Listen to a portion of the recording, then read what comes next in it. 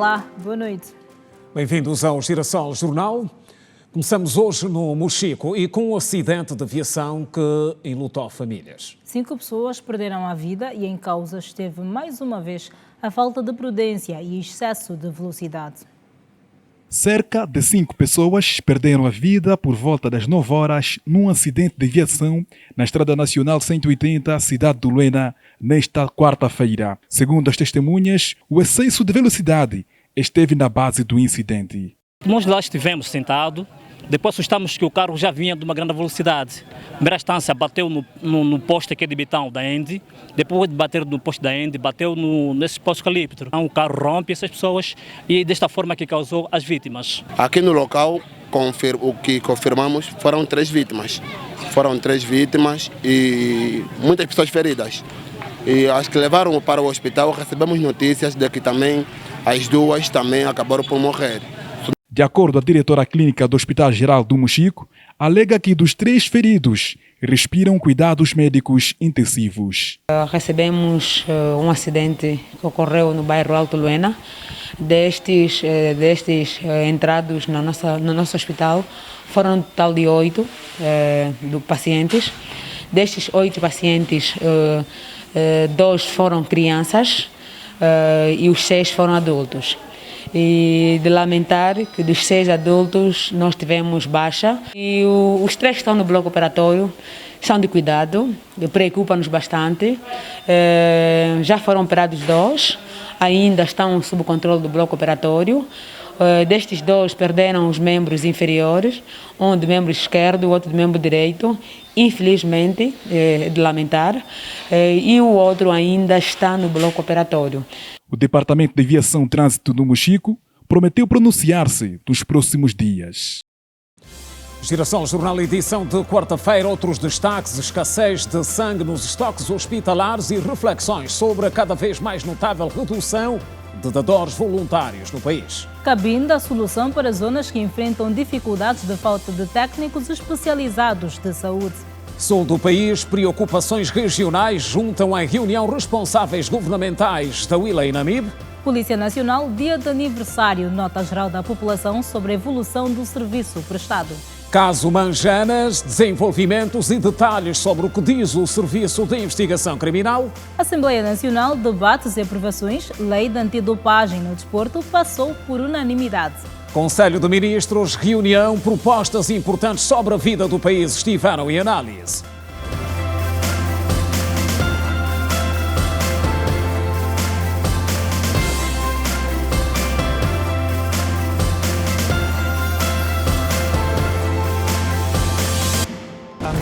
Em si, como iniciativa do governo. E aqui doença, tudo está conosco. É um água suja, não dá para beber. Os preços continuam na mesma.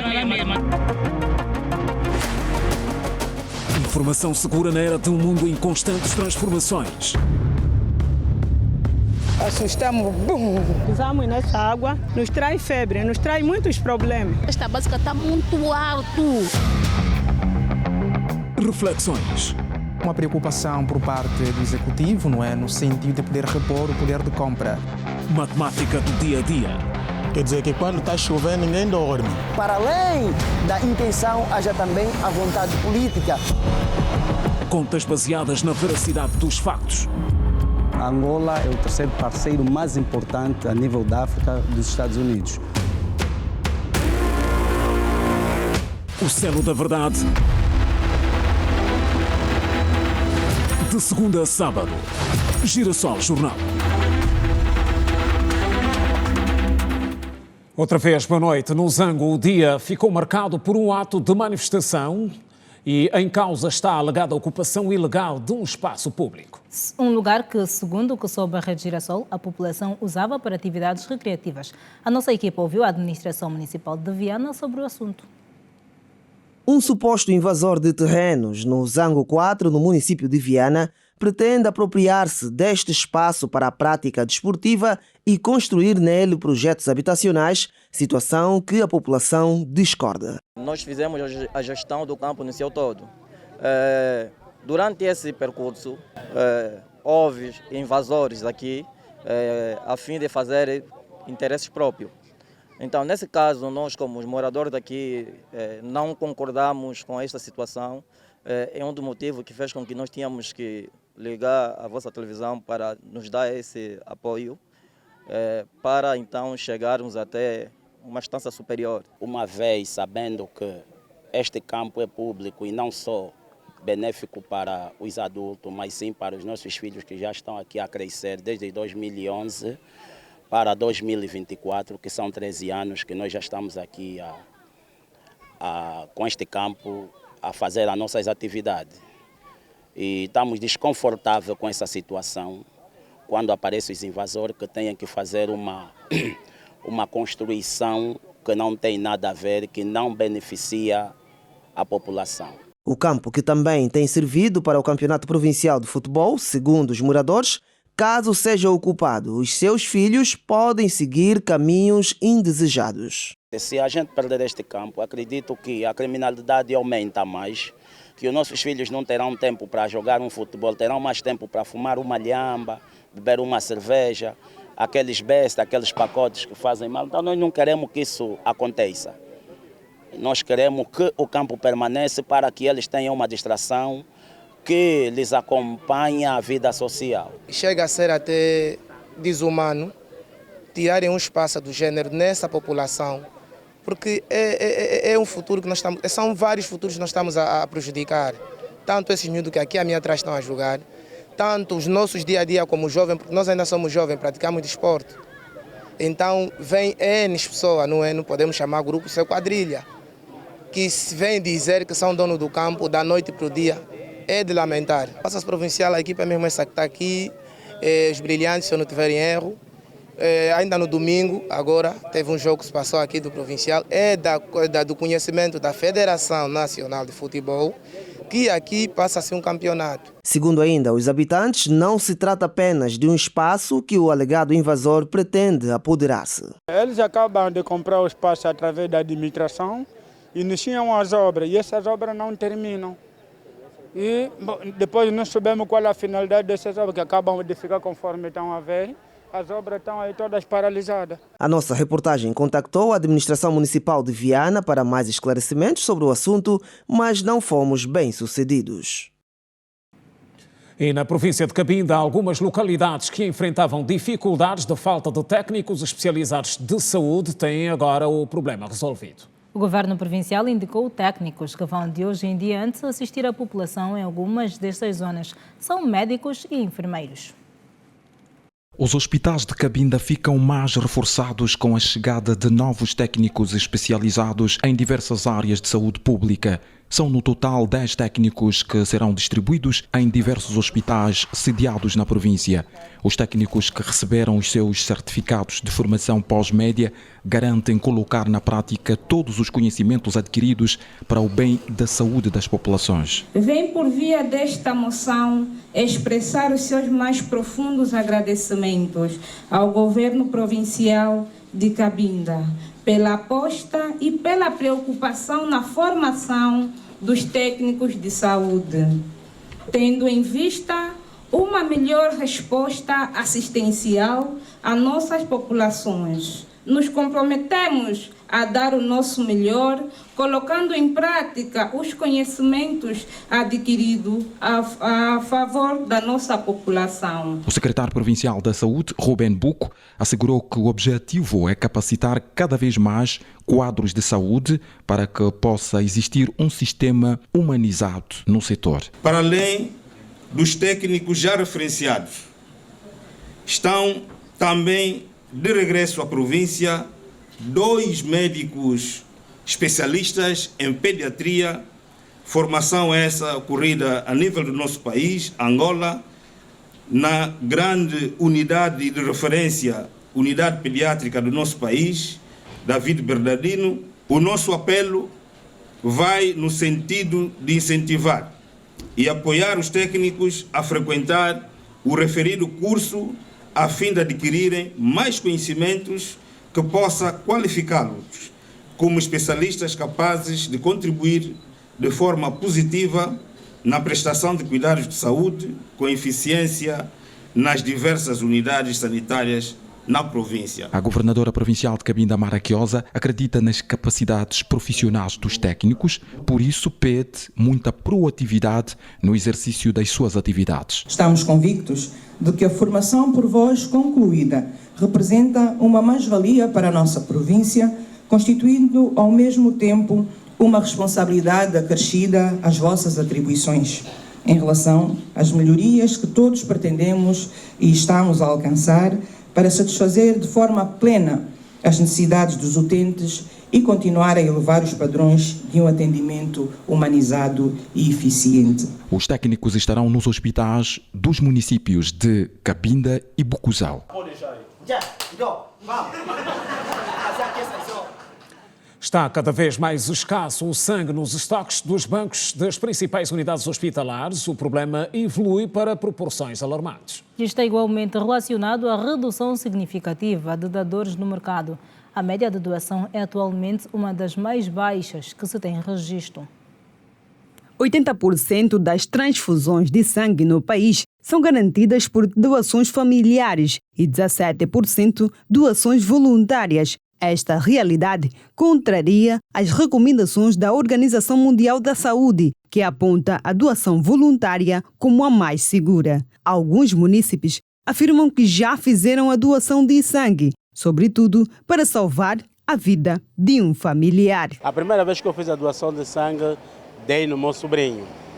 Lá dentro aconselharam-me se não queria ser doador de sangue. Eu vi que sangue salva a vida, então tornei-me num grupo de doador de sangue. E até hoje faço doação de sangue. Dar sangue é bom por quê? Porque você consegue saber o teu estado de saúde, teu imunológico, seja de grupo B, de grupo A, essa coisa toda. Por isso, dar sangue é muito bom e também para salvar vida. Foi em duas circunstâncias. A primeira foi a minha sobrinha, que estava à falta de sangue. Ligaram-me, fui lá e consegui doar, foi a primeira. E a segunda foi para a minha irmã, que também encontrava-se incomodada à falta de sangue. A princípio até que doei para a família, mas aberto para qualquer um, conforme a necessidade. E isso tem muito a ver com a predisposição do dia. Infelizmente, o filho, quando trata de família, não se mede esforço. Quando é de outra, aí ainda vem uma certa reticência. Atualmente, a percentagem de doadores voluntários em Angola é inferior a 1% da população. Infelizmente, ainda não doei sangue. Eu estava para doar sangue, só que na altura estava com a pressão alta e não poderia doar sangue, né? E das poucas vezes também que eu tive a oportunidade, eu não estava disponível, mas contudo eu tenho feito, né? Eu tenho feito testes de rotina, porque eu até sei que doar sangue é salvar vida. E estou sempre disponível, só não tive essa oportunidade. Por quê? Porque às vezes nós estamos em casa, só não vamos diretamente ao hospital ou uma unidade assim que é para doar, né? E só vamos quando temos assim, um familiar doente, essa coisa toda. E daí a razão que há pouca aderência do pessoal aí nos centros do que de doação para doar sangue voluntariamente. Cada doação voluntária de sangue pode salvar até 3 vidas. A Organização Pan-Americana de Saúde estima que pelo menos 2% da população deveria doar sangue de maneira regular para cobrir as necessidades sanguíneas do país. Relembrar que nesta segunda-feira, a diretora do Instituto Nacional de Sangue em Angola disse que o estoque da instituição prevê atender às solicitações de unidades hospitalares durante uma semana. Os governos provinciais da Huila e Namibe estiveram hoje reunidos ao mais alto nível para tratar de assuntos regionais de capital importância, questões como o fluxo migratório e o trabalho infantil, transporte e gestão nos postos de controlo e carga de mercadorias, e ainda outros dominaram a agenda do encontro que teve lugar em Moçambique. A Huila e o Namibe vão implementar medidas para combater o trabalho infantil e o fluxo migratório desacompanhado na região. A decisão é uma das conclusões saídas do encontro que juntou esta quarta-feira, na Bibala, no Namibe, delegações das duas províncias, chefiadas pelos governadores Nuno Maapi e Archer Mangueira. A reunião abordou igualmente a desflorestação na Serra da Leba e na da Umbia, na província do Namibe. É fundamental implementar medidas eficazes para combater o trabalho infantil e o fluxo migratório desacompanhado nas províncias da Huila e Namibe, considerando a realização de programas educativos contínuos para sensibilizar as famílias sobre os riscos associados ao trabalho precoce, empoderar a mulher rural, enfatizar a importância da educação e oferecer alternativas viáveis. É urgente a implementação de um plano coordenado pelos governos provinciais do Namibe e da Huila para combater a desflorestação nas serras da Leba e da Umbia, podendo abranger medidas preventivas como a identificação e desmantelamento de focos de exploração ilegal de lenha e carvão, além de ações de sensibilização e plantio de árvores para repovoamento florestal.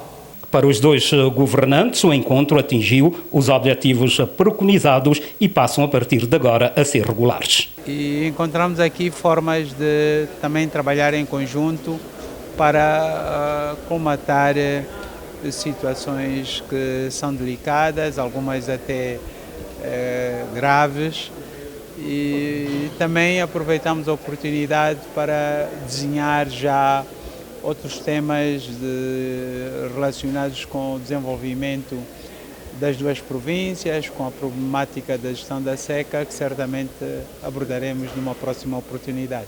A importância de continuarmos a manter vários diálogos para podermos proteger as nossas comunidades.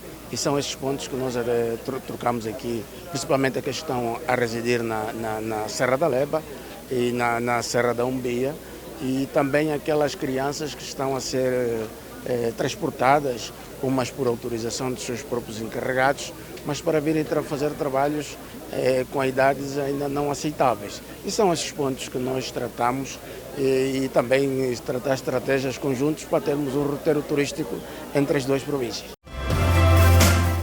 Conselho de Ministros, vida do país em análise, decisões em destaque.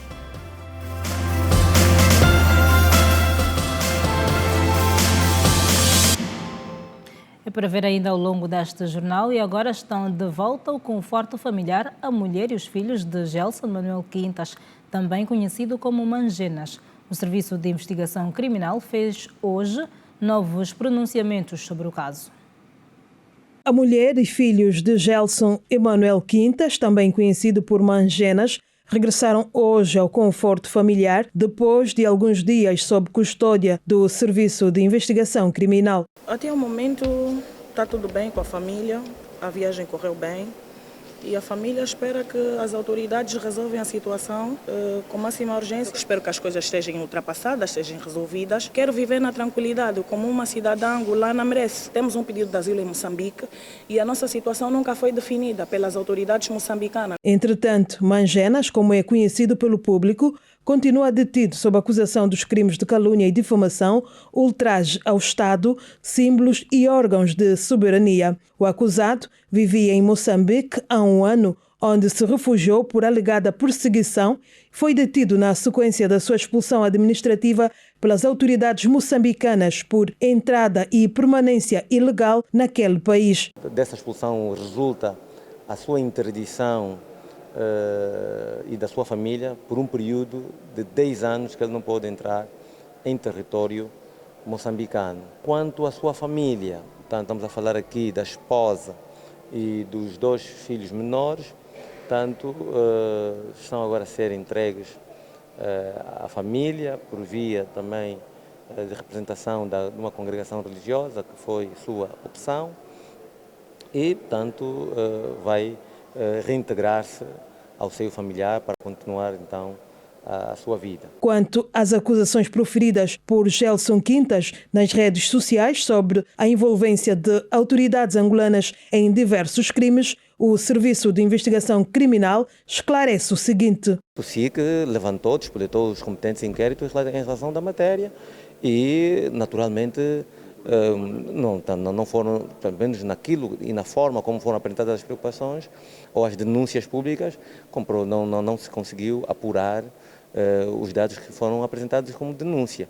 Agora, naturalmente, e uma vez presente as autoridades judiciárias do país, é uma oportunidade soberana para que o denunciante traga mais elementos e consiga naturalmente ajudar as autoridades a provar efetivamente os factos que foram apresentados. O Serviço de Investigação Criminal adianta também que Mangena está ainda indiciado nos crimes de roubo qualificado e abuso de confiança, devendo ser ouvido nos próximos dias pelo Ministério Público e por um juiz de garantia.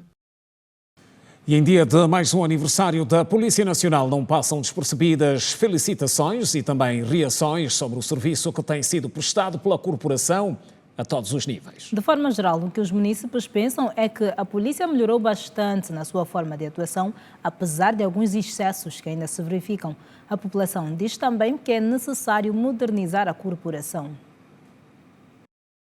A garantia da ordem, a defesa da segurança e tranquilidade públicas, o asseguramento e proteção das instituições, dos cidadãos e bens públicos, bem como o combate à criminalidade e outras ameaças e riscos, são os fundamentos essenciais que sustentam a existência da Polícia Nacional de Angola, que hoje completa 48 anos desde a sua institucionalização. Neste dia festivo para os efetivos, os populares consideram que nos dias atuais os agentes policiais têm sido mais tolerantes durante as suas atuações em comparação com os tempos anteriores. Noutrora eram mais deturpados, parece que não tinham alguma preparação antes de virem para a via, mas já agora parece antes de vir para a via tem estado em uma formatura onde são passados alguns itens, algumas ideias. Eu vejo que ultimamente tem conseguido controlar devidamente a delinquência a nível do país, tanto mais que tem apresentado vários delinquentes nas redes sociais. Não é? Apesar deste balanço positivo, os cidadãos apontam que ainda existem algumas questões que devem ser aprimoradas. A polícia deve ser, antes de mais, andagogo, né? Passa para um nível superior à pedagogia. A andagogia estamos a falar de uma forma de educar adultos. E continuem a fazer mais esforço para ver se melhora a nossa segurança pública. Fazer mais o policiamento de proximidade, que é muito necessário, a nossa população precisa mesmo. Aquelas áreas recônditas, não é? O índice de criminalidade baixou um pouquinho, mas ainda assim acreditamos que há pouco polícia a circular, ainda notamos bairros que os meninos tiram o sono dos moradores. Então, principalmente no município de Cacoaco, no bairro Belo Monte, existem poucas esquadras. Interagir mais com o cidadão, com o automobilista, porque o automobilista não é inimigo da polícia. É por nós que eles estão a trabalhar. E se tivermos a trabalhar em conjunto, acho que as coisas poderão melhorar mais ainda. Além disso, pede-se a compreensão da população quando se deparar com assuntos relacionados à Polícia Nacional. A polícia, antes de mais, é um pai, é um cidadão. E todas as dificuldades que se passam no nosso país, eles não estão à margem, sofrem e das piores. E então, gostaria que a população também levasse em conta esse ponto, dar às vezes um desconto, porque passa essa ideia que o polícia está à margem dos problemas sociais. E aos mais de 4.000 efetivos que integraram a corporação após a formação básica de polícia, foi destacado o seu papel na sociedade. Ser polícia não é apenas uma profissão ou um emprego para garantir o sustento da família.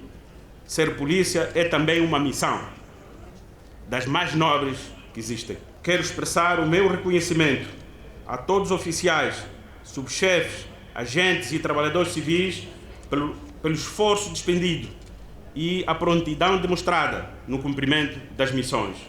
O Dia da Polícia Nacional é celebrado todos os anos, a 28 de fevereiro, por ter sido nesta data, em 1976, que o primeiro presidente de Angola, Dr. Antônio Agostinho Neto, presidiu na Escola de Polícia Mártires do Capolo, em Luanda, a cerimônia de juramento de bandeira de 383 efetivos. O município de Viana ganhou hoje um novo edifício que acolhe os serviços do Tribunal de Comarca. A inauguração da infraestrutura cobre o Ministro da Justiça e dos Direitos Humanos. Espera-se que o mesmo permita, de agora em diante, uma melhor resposta ao tratamento dos processos pendentes, visto que surge para reforçar o funcionamento do sistema de justiça. A partir de hoje, a população de Viana vai ter acesso a uma ampla gama de serviços judiciais e administrativos, todos projetados para atender às necessidades locais, com a inauguração do novo Tribunal de Comarca, uma infraestrutura projetada para fortalecer o acesso à justiça no município. A infraestrutura de 4 andares vai contar com uma administração composta por uma equipa que inclui 23 juízes de direito e 90 funcionários judiciais. Hoje, os nossos corações sacodem-se de alegria, porque temos um imponente e condigno edifício que orgulha-nos bastante e gera para nós enormes responsabilidades para satisfazer as expectativas dos cidadãos de Viana. Doravante, os julgamentos serão mais rápidos.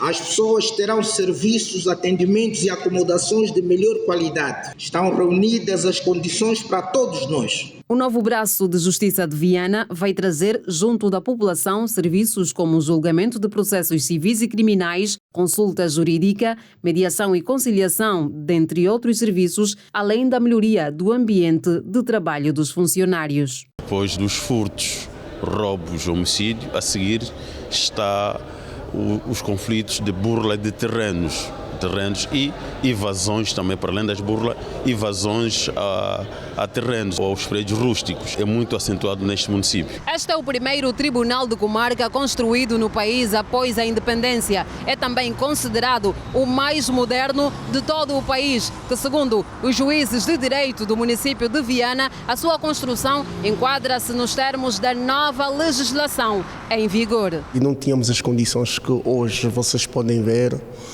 tudo computarizado, tudo informatizado e, no entanto, mesmo nas antigas instalações, podem ver que não oferecia qualquer tipo de condições o funcionamento nas antigas instalações, sem condições de habitabilidade. E, no entanto, com este edifício vemos as coisas melhoradas. O novo Tribunal de Viana foi inaugurado pelo Ministro da Justiça e dos Direitos Humanos, Márcio Lopes, que disse que a infraestrutura configura a concretização do compromisso do Executivo em firmar o novo mapa judicial estabelecido por lei. Estas paredes, que até o dia de hoje eram exatamente isso, simples paredes, passarão agora a acolher a insigne Casa da Justiça, onde garantir-se-á o primado da Constituição e da lei, na qual serão defendidos os direitos fundamentais das pessoas, protegidos os interesses do Estado e da coletividade, e será exercida a tão nobre missão de julgar e defender com justiça, certeza e equidade as mais variadas situações em que os operadores da justiça e de direito serão chamados a pronunciar-se. O Tribunal de Comarca de Viana ocupa uma área de 120 metros quadrados, é composto por 99 compartimentos, dentre os quais 18 gabinetes para magistrados, 13 para procuradores, uma sala de advogados, 10 de audiências, 3 de atendimento, 2 salas de arquivos, 3 cartórios judiciais, 14 casas de banho, uma cela prisional e 2 parques de estacionamento. Na reportagem a seguir, mostramos zonas onde o acesso aos serviços essenciais de saúde é ainda um desafio, bairros em que a garantia de assistência sanitária pontual aos moradores é praticamente nula. São lugares que não contam com hospitais nem centros de saúde funcionais e onde, em casos de emergência, chega a safar-se mesmo apenas quem puder. A população pede a intervenção das autoridades. A falta de serviços sociais públicos como hospitais tem sido dos principais problemas que preocupam os habitantes do bairro Caçumuna, no distrito urbano dos Ramiros. Filho do nosso colega de 3 anos e tal, estava doente, a mãe foi na escorreria, como é muito distante daqui, ela vende na cidade. Ligaram para ela que a criança estava incomodada, até que ela chegou aqui pegar a criança para ir no hospital, não foi a tempo, a criança acabou por falecer na via. Não temos o hospital mesmo do estado, mas só temos os postos médicos. E o único hospital que nos aguenta aqui é mesmo o Hospital Geral. Imagina saindo daqui, o Hospital Geral é caso sério. E acho que tem tido mortes pelo caminho antes que chegue ao hospital. E outra coisa, é mesmo uma via, o acesso está mal. Só quando a pessoa é faqueada com salto já morre já.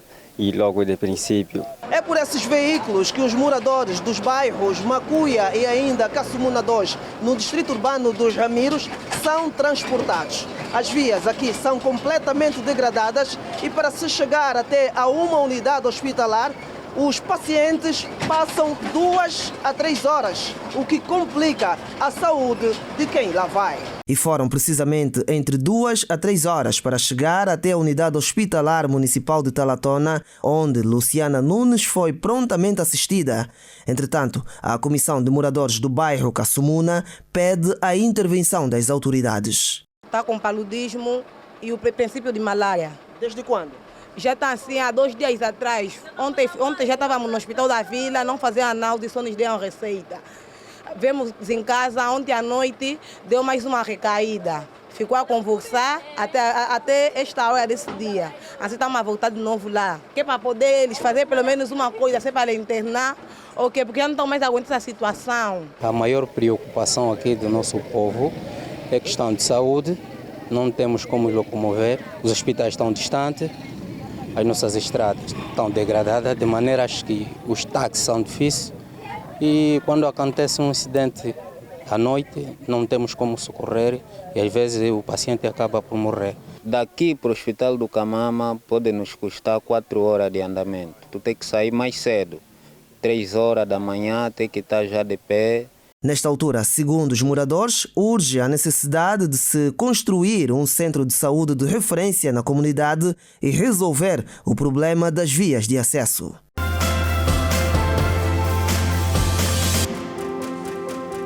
Regresso das notícias. Teve lugar hoje aqui em Luanda a segunda sessão ordinária do Conselho de Ministros, reunião orientada pelo Presidente da República. O encontro analisou propostas ligadas aos Ministérios das Finanças, Administração Pública, Trabalho, Segurança Social e Relações Exteriores. No domínio das finanças, destaque recai para o diploma que estabelece as regras aplicáveis ao procedimento de auditoria externa às empresas do setor empresarial público. No domínio das finanças, a reunião orientada pelo Presidente da República, João Lourenço, analisou e aprovou o projeto de decreto presidencial que aprova o processo de auditoria externa às empresas do setor empresarial público e um outro decreto presidencial que aprova as regras aplicáveis à auditoria às contas dos institutos públicos. Com o primeiro decreto, o Executivo augura melhorar a qualidade de reporte e acompanhamento das empresas deste segmento. Gostaríamos de chamar a atenção não só à referência ao perfil do auditor externo, mas também à obrigatoriedade de rotatividade do auditor e, por fim, a periodicidade da auditoria, esta não aplicável a todas as empresas, mas essencialmente as de grande dimensão, que é a perspectiva da auditoria ser feita num período semestral, com a possibilidade de, tendo sido identificada alguma necessidade de correção ou distorção, no segundo período do ano, ou seja, ao longo do segundo semestre, de acordo com as recomendações da auditoria, introduzem-se as respectivas melhorias.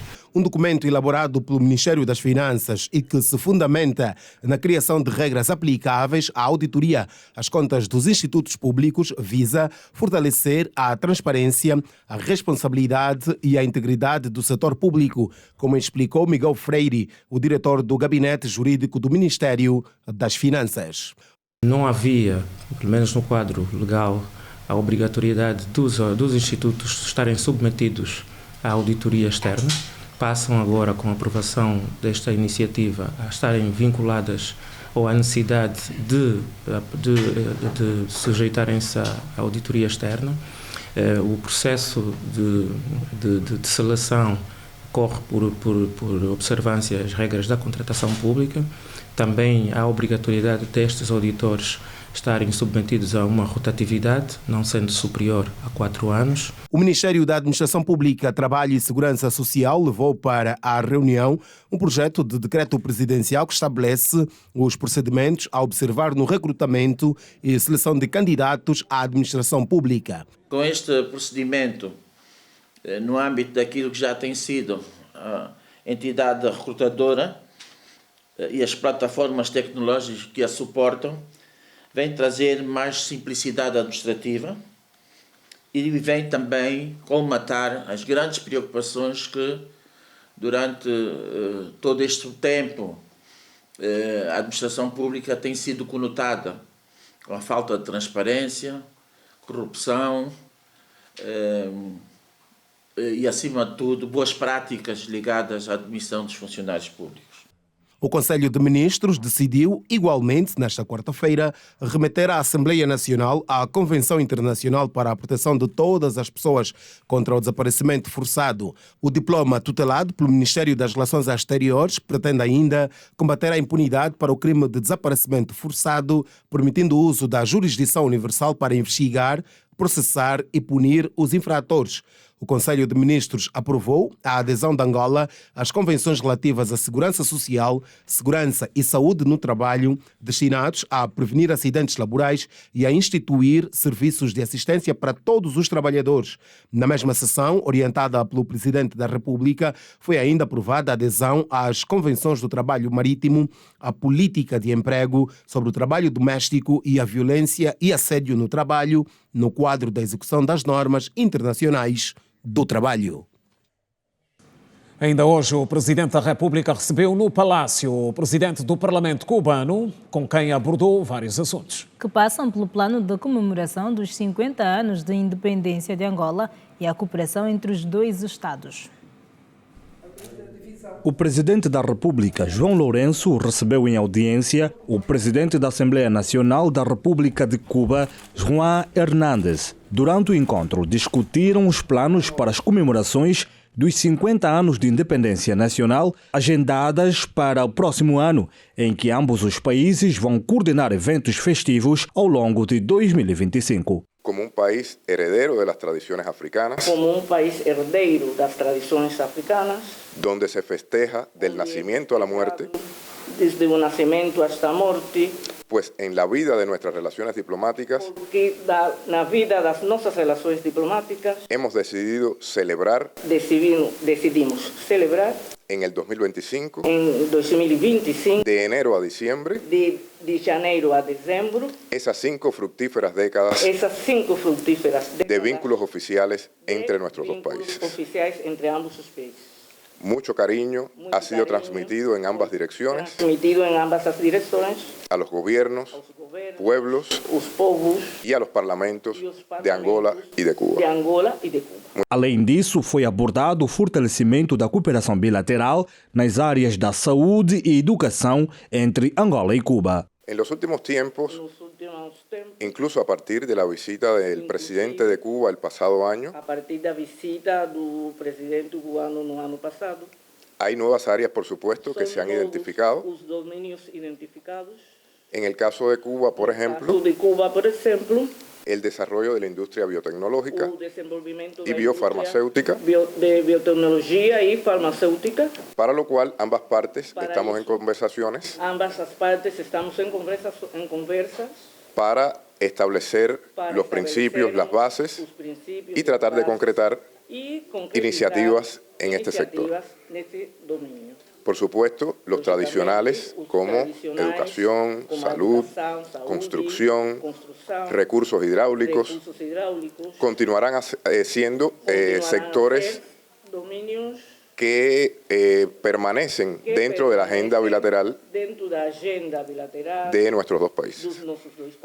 O diálogo sobre o fortalecimento da cooperação reforça os laços de solidariedade e colaboração entre Angola e Cuba por benefício de ambos os países.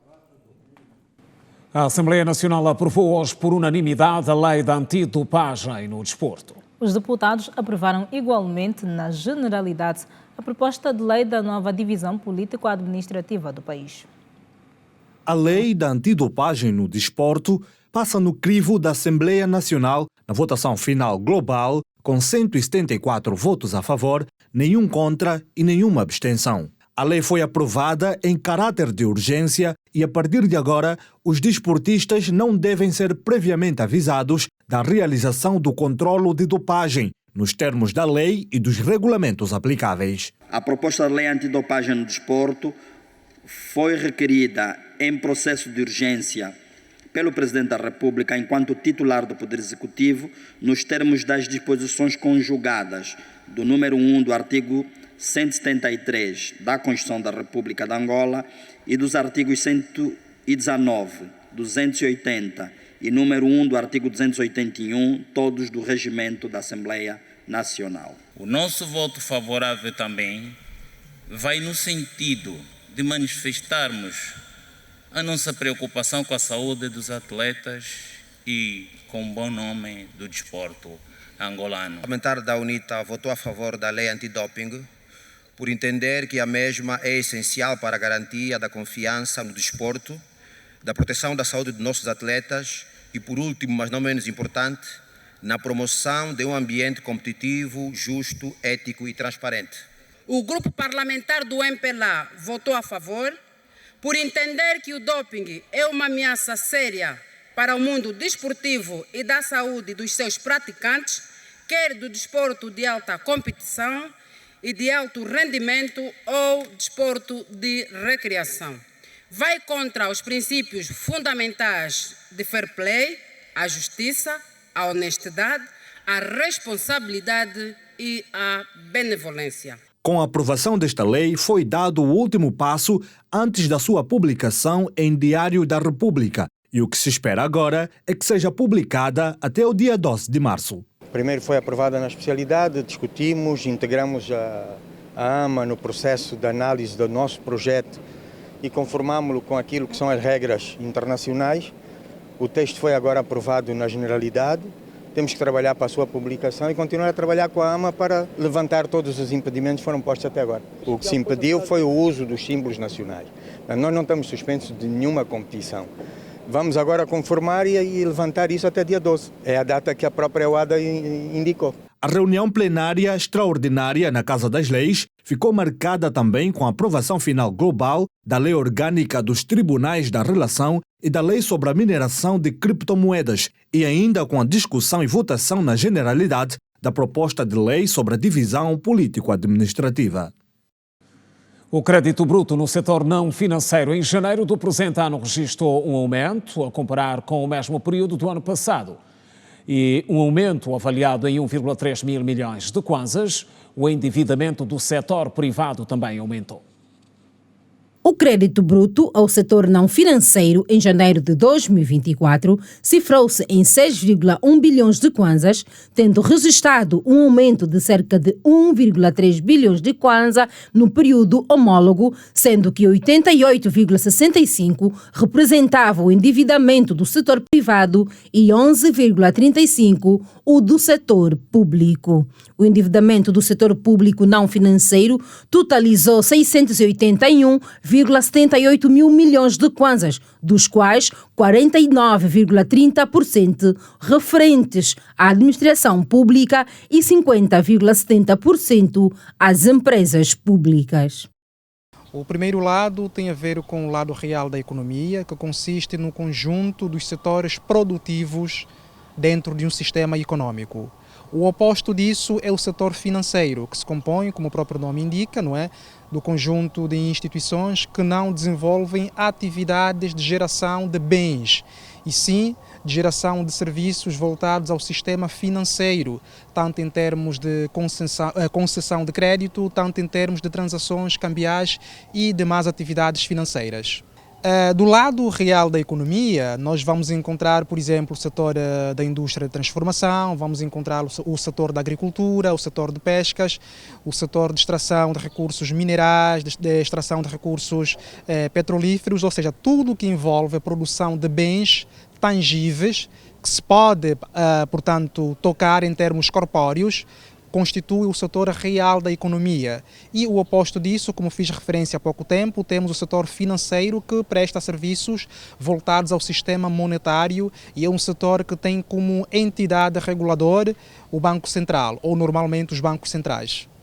Por sua vez, o endividamento do setor privado registrou um aumento de 992,87 mil milhões de kwanzas, o que corresponde a 22,93%, ao passar de 4,33 bilhões de kwanzas em janeiro de 2023 para 5,32 bilhões de kwanzas em janeiro de 2024, sendo que o endividamento das empresas privadas não financeiras era correspondente a 4,12 bilhões, com um aumento de 709,82 mil milhões de kwanzas, e o endividamento dos particulares correspondia a 1,20 bilhões de kwanzas.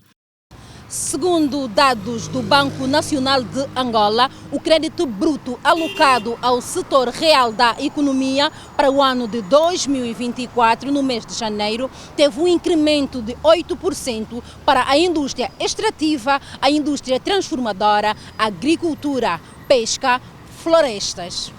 Ainda sobre o setor real da economia, no mês de janeiro de 2024, o crédito bruto totalizou 1,24 bilhões de kwanzas, um aumento de 92,84 mil milhões de kwanzas, comparativamente ao período passado, impulsionado principalmente pelo aumento de recursos canalizados para o subsetor de indústrias extrativas. O setor privado desempenha o papel fundamental para poder gerar a riqueza e, consequentemente, promover o crescimento e o desenvolvimento econômico. O relatório do Banco Central de Angola aponta que o setor real da economia, isto é, o setor produtivo, especificamente o setor privado, foi o que mais se beneficiou de recursos associados ao crédito, o que é bastante positivo na medida em que isto indica que vai-se promover maior expansão de investimentos e, consequentemente, aumentar a formação bruta de capital, ou seja, aumentar a base produtiva do país, o que é muito importante para a geração de empregos, a geração de renda e promover o próprio crescimento econômico, tanto no curto, médio quanto no longo prazos.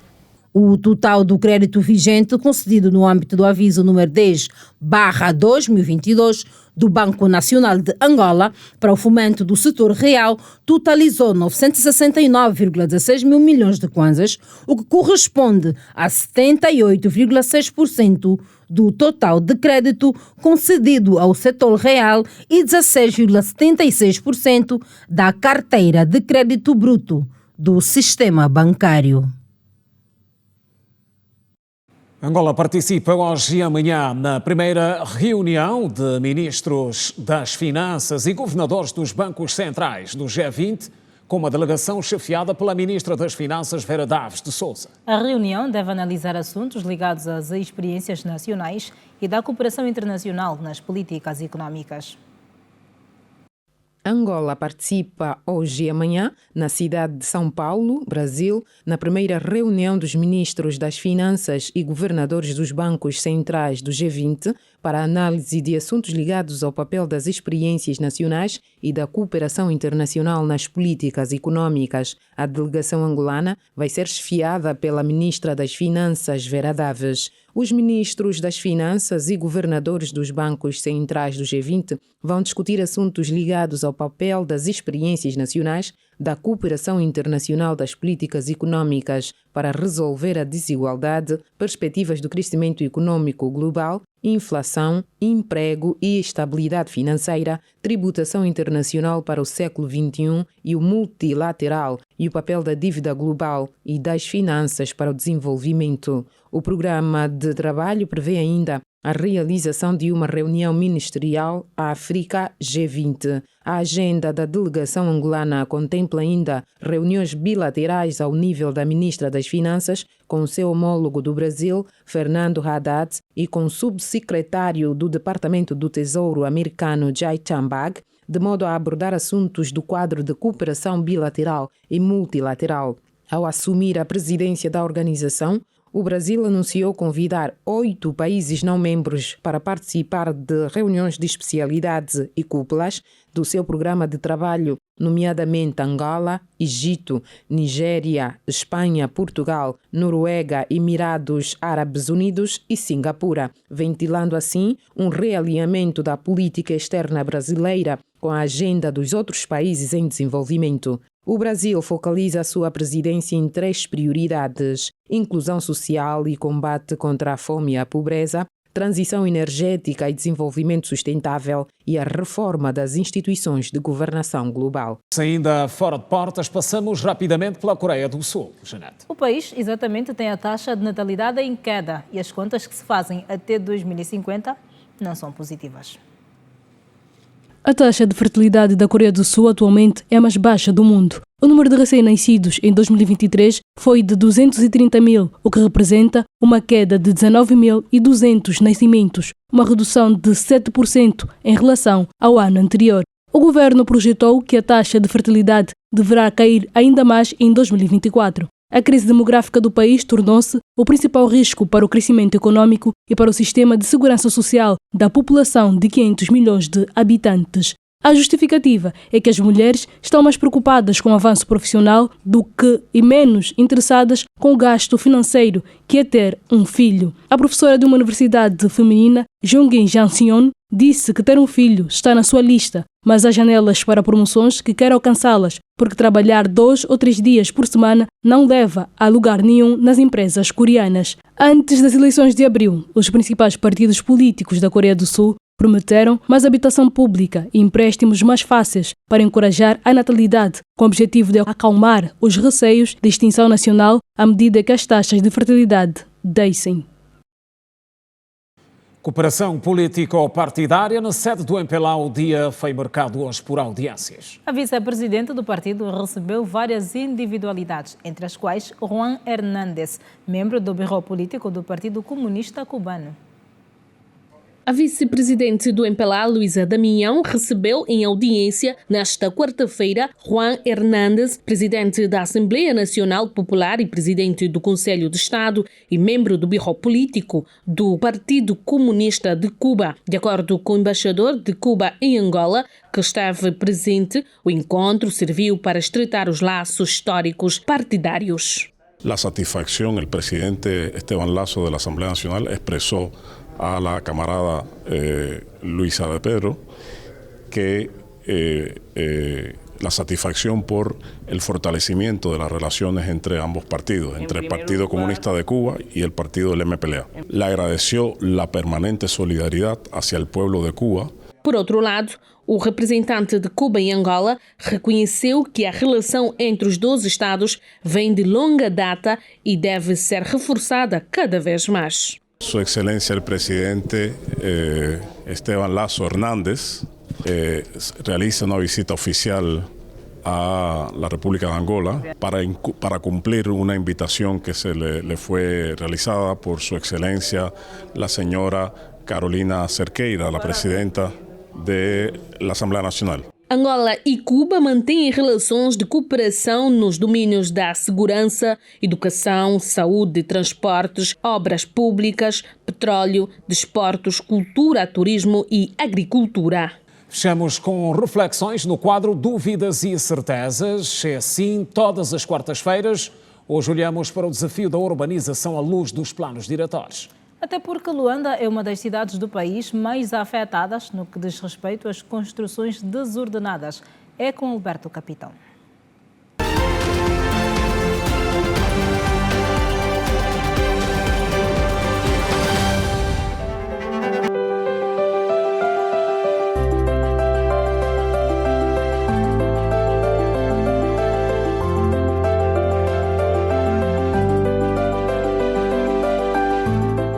Saudações! Estamos de volta para a última edição do mês de fevereiro da rubrica Dúvidas e Certezas aqui no Girassol Jornal. Desta vez para falarmos sobre planos urbanísticos, olhando para a cidade de Luanda, uma cidade que continua a enfrentar dificuldades no domínio da mobilidade e também na drenagem das águas. Como anda a capital angolana em termos de planos urbanísticos? Os planos urbanísticos, na realidade, são um conjunto de estratégias, e diretrizes que são materializadas pelas administrações municipais do ponto de vista do ordenamento do território, sobretudo o território urbano. Quando falamos de território urbano, estamos a falar sobretudo de cidades. Portanto, esses instrumentos visam o quê? Fazer ou traçar o desenvolvimento do território. E isso envolve habitação, os serviços, equipamentos públicos, sociais, espaços públicos, arruamentos e todas as infraestruturas que, no fundo, suportam essa vida da cidade, a água, a luz, enfim. E olhando, por exemplo, para a cidade de Luanda, né? Nós temos áreas que foram urbanizadas, temos áreas que, por urbanizar, que cresceram de forma espontânea, né? Por isso é que nós vemos, por exemplo, à volta da própria cidade de Luanda, um crescimento muito grande de bairros desordenados, porque esses sim não tiveram esse cuidado de existir um plano urbano, e se quisermos falar a um nível macro, os planos de ordenamento do território, portanto, eles são de extrema necessidade e importância, e eu diria não só para Luanda, mas como para as outras cidades do país, e quem diz as cidades capitais, as sedes capitais, também diz das próprias sedes municipais e vilas que venham a existir. É importante que seja feito esses planos urbanos.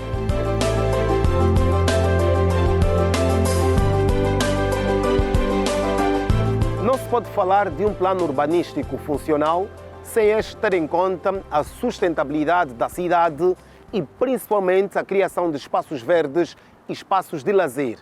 A arquiteta Jamila Kassoma é especialista em projetos e diz que a cidade de Luanda tem a sua matriz, mas ela ainda tem algumas dúvidas quanto à funcionalidade dos planos urbanísticos. Um dos grandes desafios hoje dos planos urbanos de Luanda, porque tem existido coisas positivas, áreas que têm sido urbanizadas, porém, essa questão da mobilidade, na minha opinião, do meu ponto de vista enquanto arquiteta, ainda temos um longo caminho a percorrer. Porque o conceito de mobilidade em si pressupõe que a cidade seja inclusiva, seja acessível para todos, quer a pé, quer de transportes públicos ou privados. Enfim, até para a questão de trocas comerciais, é preciso que, de facto, haja essa infraestrutura que permita que essa mobilidade ocorra com a qualidade desejável. E só para dar um exemplo, e os nossos telespectadores também, quando nós tornamos, por exemplo, os nossos passeios acessíveis, por exemplo, para alguém que tem com mobilidade condicionada, por exemplo, um idoso, uma gestante, que possa usá-lo com relativa facilidade, algum portador de deficiência do ponto de vista visual, nós estamos a tornar as nossas cidades inclusivas. Na edição de hoje estamos a falar sobre planos urbanísticos, tendo a cidade de Luanda como principal exemplo nesta nossa abordagem. Em conversa com a arquiteta Jamila Kassoma, identificamos certezas que devem ser aplicadas para que Luanda seja uma cidade moderna e tenha também planos urbanísticos que funcionem. Uma destas certezas tem que ver com a união de saberes. Do ponto de vista, por exemplo, da minha área, arquitetura, ordenamento do território, de facto, a questão de olharmos para a requalificação urbana, a requalificação desses tecidos urbanos degradados, em que alguns pontos que estão hoje, por exemplo, as áreas de riscos que estão ocupadas, puderem ser desafogadas, com certeza vai se traduzir numa contribuição. E isso nos remete para quê? Para termos algum cuidado quando vamos importar modelos. Porque o que funciona num sítio pode ter funcionado com base naquele contexto específico. Porém, naturalmente, do ponto de vista da ciência, há questões que são, de facto, interessantes.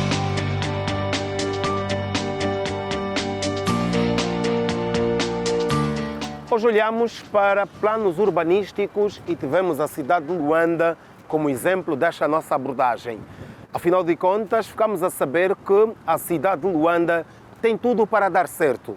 O importante mesmo é que neste processo de modernização, os planos urbanísticos tenham a funcionalidade que se esperam. Não se pode esquecer espaços verdes, espaços de lazer e, principalmente, olhar para a mobilidade. Nós ficamos por aqui, com a promessa de voltar em próximas oportunidades.